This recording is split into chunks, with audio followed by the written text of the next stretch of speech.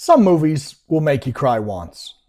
Voicemails for Isabelle somehow found a way to get me twice. The first time, it hit me with sadness, and the second time, it hit me with joy. And somewhere in between, it became one of my favorite love stories of the year.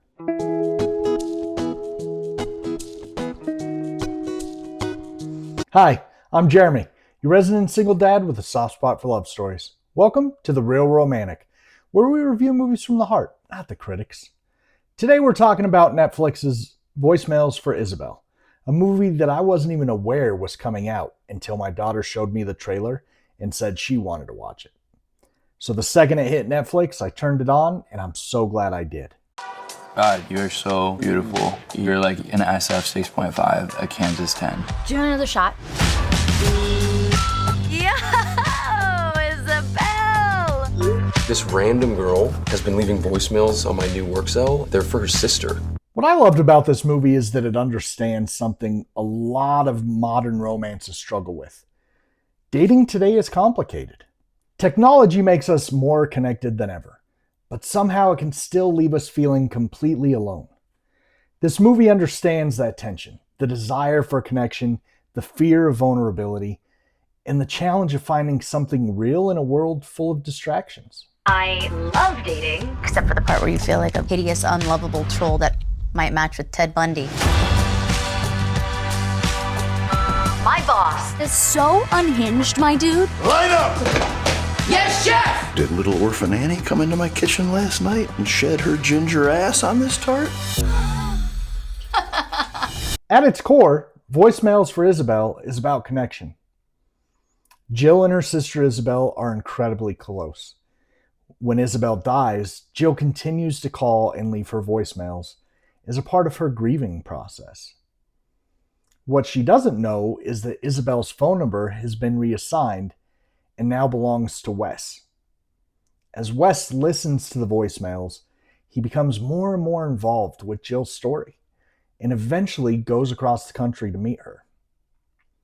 The story balances romance, heartbreak, humor, self-discovery, all while exploring what it means to open yourself up to another person when there's no guarantee things will work out.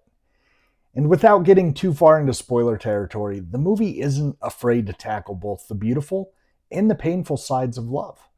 Wait, how does she not know that her sister changed her number? I'm gonna just see what's happening.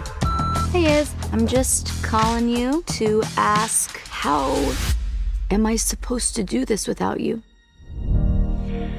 You're in a better place. Probably slurping face with Heath Ledger as we speak, huh?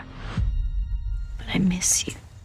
This movie got me early, like really early. One scene hit me with a sadness that completely caught me off guard, even though I knew it was coming from the trailer. And just when I thought I had recovered, the movie came back later and got me again for an entirely different reason. Those are my favorite kinds of emotional movies, the ones that aren't just trying to make you sad, the ones that remind you why sadness matters, because eventually it makes the joy feel earned. I also have to give a lot of credit to the cast. I absolutely loved Zoe Dutch in this one, which honestly surprised me a little because I wasn't particularly impressed with her in The Threesome. But here, she completely won me over. She's funny when she needs to be funny, vulnerable when she needs to be vulnerable, and brings so much heart to the role. And Nick Robinson continues to be one of those actors who just feels genuine. I loved him in Love, Simon, and he's every bit as good here. Together, they create a relationship that feels believable, messy, frustrating, hopeful, and real. They have real chemistry, just like actual relationships. Isabelle died in November. She was just the love of my life. The voicemail's for her dead sister. You gotta tell her. No. This is her way of healing. What really stayed with me after the credits rolled was how much ground this movie covers. It's funny, it's heartbreaking, it's hopeful, it's serious when it needs to be, and lighthearted when it earns the right to be. And throughout all of it, it keeps returning to the same question. How do we find meaningful connection in a world that often makes genuine connection feel difficult? That's a question a lot of us are asking these days. which is probably why this movie resonated with me as much as it did. This is dumb, but I have this fantasy that someone's gonna come and sit down next to me, like I'm Meg Ryan.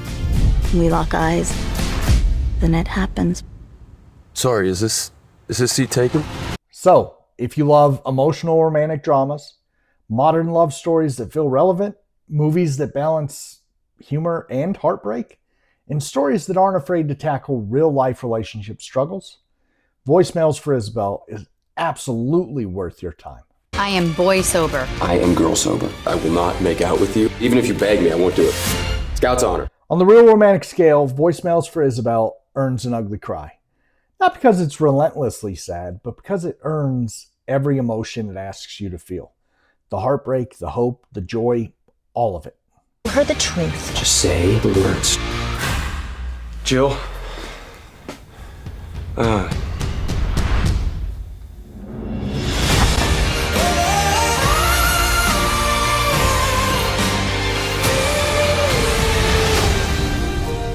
This is like a sick reboot of You've Got Mail. Tom Hanks is America's sweetheart. You are not Tom Hanks! Thanks for watching The Real Romantic, where we review movies from the heart, not the critics. Have you seen Voicemails for Isabelle yet? Did it get you the way it got me? Drop your thoughts and your favorite modern romance movies in the comments below. And until next time, here's to the people who leave a message, the people who answer, and the connections that make all the risk worth it.